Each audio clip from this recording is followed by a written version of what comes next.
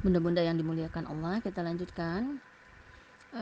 Kita melihat dari ayat 18 surat Al-Haqqah ini. Apa kata Allah? Pada hari itu kamu dihadapkan kepada Tuhanmu, tidak ada sesuatu pun dari kamu yang tersembunyi bagi Allah.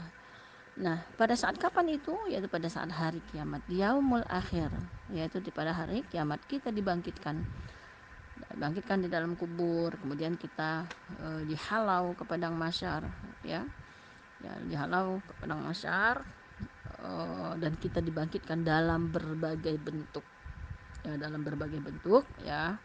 Dari beberapa hadis ada yang mengatakan 12 bentuk, macam-macam bunda. Ada yang perutnya besar, ada yang lidahnya terjulur, ada yang bagaikan monyet, ada yang bagaikan anjing dan lain sebagainya. Yang paling bagus adalah yang ganteng, ya, bagaikan bidadari. Nah, nanti kita diangkat, kemudian kita dihalau di padang mahsyar itu sampai akhirnya kita didudukkan pada suatu tempat. Kemudian dikeluarkanlah semua catatan-catatan kita yang selama di atas dunia ini. Itu bisa kita lihat di dalam surat Al-Isra, ya, silakan bunda-bunda lihat di dalam surah Al-Isra surat ke-17, ya, ayat 13 14. Nah, ya. Wa kullah, ya, auzubillahi minasyaitonirrajim. Wa kullah insya, ya, wa kullah insan. Nah, jadi di sini dikatakan dan tiap-tiap manusia, insan, wa kullah insan arzamnahu, ya, telah kami kalungkan, telah kami gantungkan, ya, ta'irahu, ya, ta'irahu, telah kami gantungkan, kalungkan catatan amalnya, catatan amal perbuatannya, fi anuqih, fi unuqih, pada lehernya, ya. Jadi nanti pada hari kiamat nanti sudah kita dihalau, didudukkan kita pada satu tempat, kemudian dikeluarkanlah catatan dari malaikat Raqib dan Atid, ya, sebelah kanan dan kiri kita, yang selama ini, dia selama di dunia, dia tugasnya adalah mencatat semua amal baik kita, semua dosa-dosa kita. Yang satu mencatat, kalau amal baik dicatat di sebelah kanan, yang amal buruk dicatat di sebelah kiri. Nah, itu catatan itu digantungkan di leher kita. Nah, ya, wa nukhriju lahu, ya, dan kami jelaskan baginya, ya, dan kami dan kami keluarkan baginya, ya, dan kami jelaskan atau kami keluarkan baginya yaumul kiamah, pada hari kiamat itu, ya, kami keluarkan baginya sebuah kitab al-qiyamah, ya, pada hari kiamat, kitaban, sebuah kitab, yalqahu mansyura, ya, sebuah kitab pada kiamat itu bukan sebuah kitab dalam keadaan terbuka. Dan pada hari kiamat itu sudahlah ditaruh di leher kita satu lagi, dikasih kitab dalam keadaan terbuka, ya, dalam keadaan terbuka. Nah, ayat berikutnya dikatakan iqra kitabak, ya, bacalah kitabmu, cukuplah dirimu sendiri, kafa binafsik, ya, cukuplah diri kamu sendiri, ya, nafsi itu adalah diri kita, al yauma, di hari ini, alaika hasiba, sebagai penghitung atas dirimu sendiri, hisab atau penghitung atas dirimu sendiri. Nah, jadi kitab yang dibentangkan di hadapan kita itu kita buka, Masya Allah, apa isinya bunda? Semuanya adalah isinya video-video kita bunda, mulai dari kita akil balik, ya, mulai dari kita lahir, kemudian akil balik, mulai kita berbuat dosa, sampailah kita meninggal. Itu semua berupa video yang kita buka, kita sangat terkejut, sangat mengerikan dan segala macamnya. Ada yang menangis, ada yang tersenyum dengan berbagai macam bentuk pada saat itu dikeluarkan. Nah, itu catatan dari mana bunda? Ini adalah video hasil sorting dari Kiroman dan Katibin, ya. Itulah CCTV kita, kemana-mana itu kita bawa 4 CCTV yang menyertai kita. Jadi kemanapun kita pergi sekarang ini di atas dunia ini, kita tidak akan pernah bisa berpaling dari Allah, kita tidak akan pernah bisa bersembunyi dari Allah. Semuanya akan terekam dengan baik, semuanya akan tercatat dengan baik oleh empat malaikat yang menjaga kita ini. Nah, ada orang yang tersenyum, ada orang yang menangis. Kenapa dia menangis? Nah, itu diceritakan bahwa orang yang menangis itu dia melihat, aku sudah sholat sampai umur 70 tahun saat aku meninggal. Ternyata pahala sholatku tidak ada sama sekali. Ya Allah, kemana dia ya Allah? Nah, Allah senyum-senyum karena belum sampai pada waktu hisabnya. Tapi ada yang senyum-senyum. Ya Allah, dia senyum. Bertanya, kenapa kamu kok senyum-senyum? Nah, di dalam sebuah hadis dikatakan orang yang itulah mereka orang-orang yang beruntung. Siapa mereka? Nah, dalam salah satu hadis Rasulullah dikatakan orang-orang yang beruntung itu adalah orang yang pertama, orang yang bersedekah tangan kanan memberi dan tangan kiri tidak tahu. Yang kedua adalah orang yang mau memaafkan orang lain sebelum orang itu minta maaf. Yang ketiga adalah orang yang mendoakan orang lain sebelum orang itu orang yang mendoakan orang lain tanpa orang lain beritahu, ya, dia mendoakan secara diam-diam. Nah, inilah dia orang yang senyum-senyum. Ya Allah, ya Allah, ya Allah, ya Allah. Ternyata pahalanya besar sekali, Bunda. Ya, ini adalah merupakan amal jariah kita, Bunda. Kita mendoakan orang lain, kemudian kita memaafkan orang lain sebelum orang minta maaf. Kita mendoakan orang lain sebelum orang itu saat orang itu tidak tahu. Nah, ini adalah pahala yang sangat besar, yang sangat banyak yang untuk kita dapatkan, sehingga merupakan amal jariah kita, sehingga kita akan terlewatkan atau terbebas dari segala dosa-dosa yang menyesatkan hidup kita. Itulah yang dikatakan dengan muhasabah. Ya, jadi muhasabah kita akan menyesal, kemudian kita minta ampun kepada Allah. Kemudian yang keempat adalah muakabah, ya, muakabah.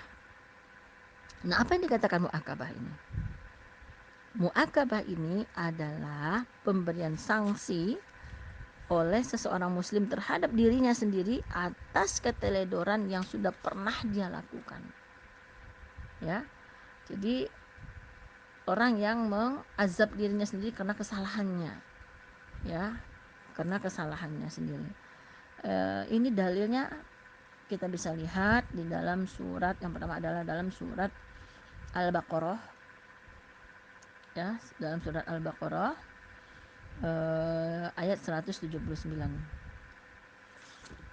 Ya.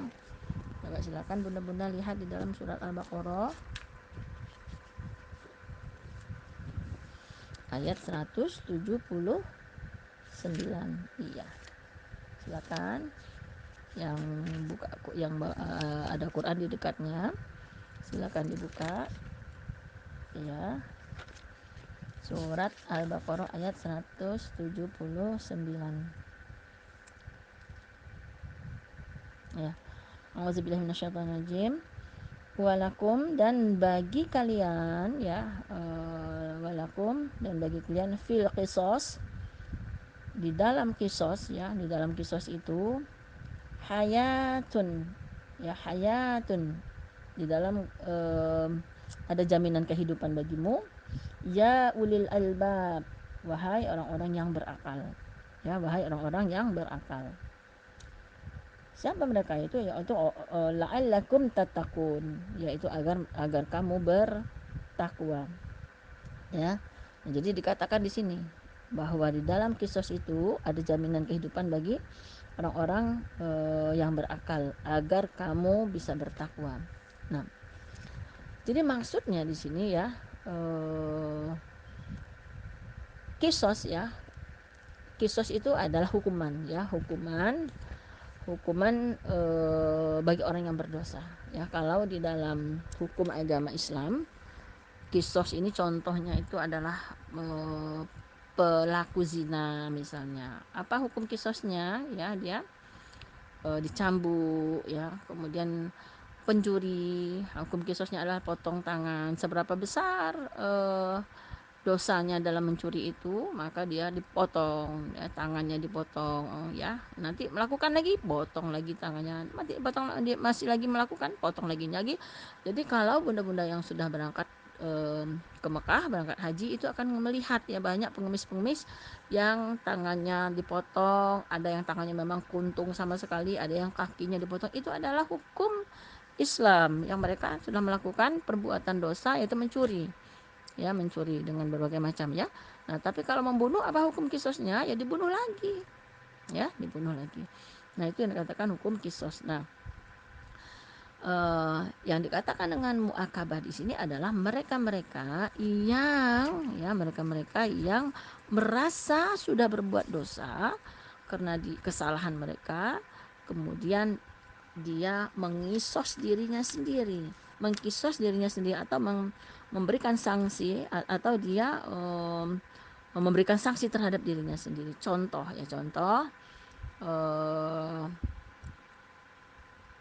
sahabat Rasulullah sendiri, yaitu ketika sahabat Nabi yaitu Umar bin Khattab, suatu hari dia pergi ke kebunnya, dia asik menanam menanam sesuatu, entah apalah dia kerjakan di kebunnya itu, ya. Nah, kita tahu ya bahwa Umar bin Khattab ini adalah sahabat Rasulullah yang termasuk yang paling kaya, ya, ya. Jadi waktu itu dia berada di dalam kebun anggurnya.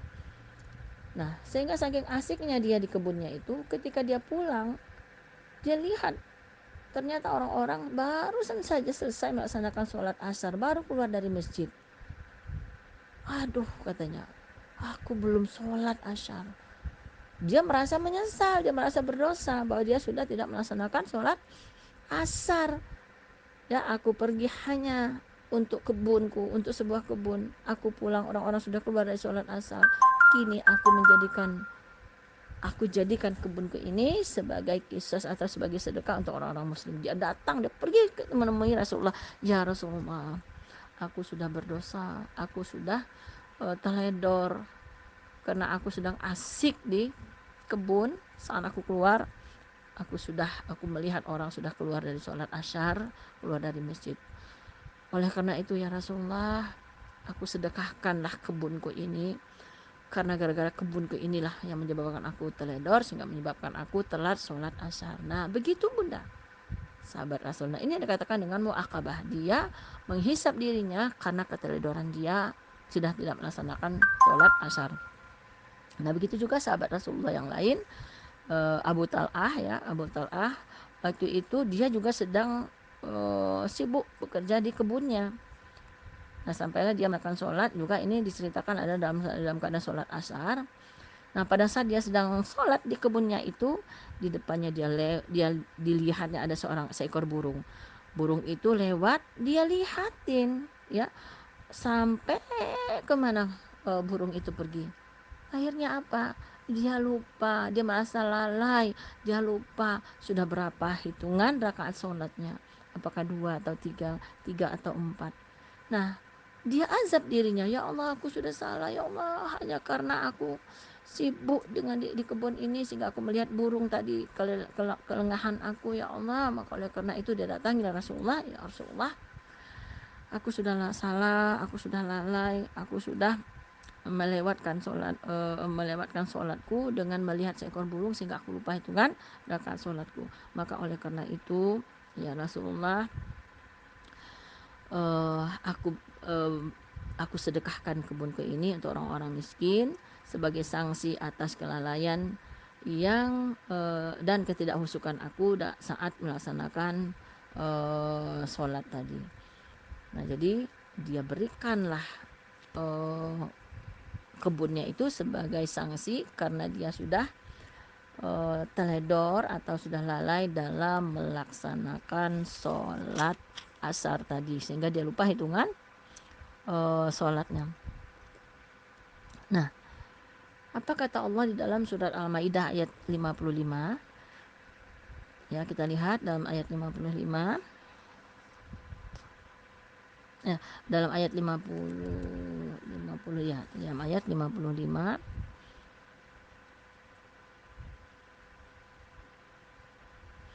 Nah, kita bisa lihat di sini ya. Innama waliyukumullah. Sesungguhnya hanyalah Allah sebagai penolongmu, ya. Wa rasuluh, dan rasulnya. Walladzina amanu, dan orang-orang beriman, ya. Alladzina yuqimunas shalah, yang telah melaksanakan salat, wa yu'tunaz zakah wa hum raki'un, dan menunaikan zakat seraya tunduk kepada Allah. Nah, ayat ini menggambarkan kepada kita bahwa salat itu adalah hubungan kita, memperbaiki hubungan kita kepada Allah, hablum minallah, dan zakat itu adalah hablum minan nas, memperbaiki hubungan kita kepada sesama manusia, bersedekah, berzakat, dan segala macam. Nah, jadi ini dua ini seimbang, Bunda. Ya, di dalam kehidupan seorang mukmin, ya hablum minallah dan hablum minan nas ini harus seimbang, sejajar. Ya, jadi kalau kita tidak melaksanakan sholat, maka bayarnya adalah dengan sedekah. Karena ini adalah sama. Bahkan di dalam satu hadis dikatakan hablum minannas, maka kenalilah dulu berhablum minannas lah kita dulu, berhubungan dengan manusia lah kita lebih dahulu secara baik-baik, karena itulah tangga untuk kita menuju kepada Allah Subhanahu wa taala. Jadi kalau kita kurang berhubungan dengan sesama manusia, kurang silaturahim kita kepada manusia, Allah tidak mau melihat kita, ya. Karena dengan tetangganya jadi nggak mau, apalagi saya, kata Allah, ya. Jadi kita harus menjaga hubungan baik kita kepada sesama manusia sebagai hablum minannas kita, dan menjaga hubungan baik kita kepada Allah sebagai hablum minallah kita. Nah, jadi kalau memang kita merasa bersalah dalam melaksanakan suatu ibadah, dalam melaksanakan ibadah madhaf, ya, maka kita harus bayar kesalahan kita itu, ya, dengan memberikan sanksi kepada diri kita sendiri. Itu yang dikatakan di dalam pengertian dari muakabah. Baik bunda-bunda, cukup sekian hari ini yang bisa saya sampaikan. Insya Allah minggu depan masih ada satu poin lagi yang belum saya jelaskan, kita bicarakan minggu depan. Saya mohon maaf atas segala kekurangan saya tempatnya salah, kesempurnaan hanya milik Allah. Sebelum berakhir, kita akan doa kifaratul majlis. Astagfirullahalazim. Alladzi la ilaha illa huwal hayyul qayyum wa atubu ilaik. Subhanakallahumma wa bihamdika asyhadu an la ilaha illa anta astaghfiruka wa atubu ilaik. Usikum min nafsi habitaqullah wa billahi taufiq wal hidayah. Wassalamualaikum warahmatullahi wabarakatuh.